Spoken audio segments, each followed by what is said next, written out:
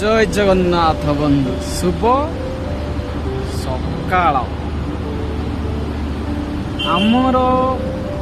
ଆମର ସମସ୍ତଙ୍କର ପରିବାରଟା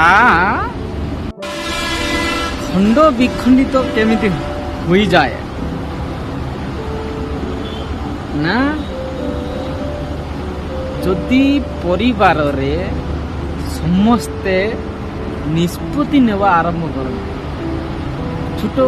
ଛୋଟରୁ ବଡ଼ ପର୍ଯ୍ୟନ୍ତ ଯଦି ସମସ୍ତେ ନିଷ୍ପତ୍ତି ନେବା ଆରମ୍ଭ କରିବେ ତାହେଲେ ପରିବାରଟା ଖଣ୍ଡ ବିଖଣ୍ଡିତ ହେବା ହିଁ ସାର।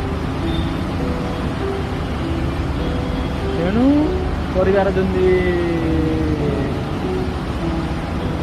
ଖଣ୍ଡ ବିଖଣ୍ଡିତ ହେବାରୁ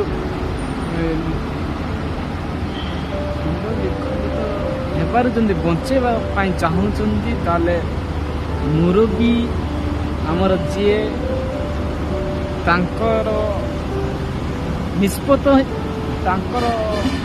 ନିଷ୍ପତ୍ତି ହିଁ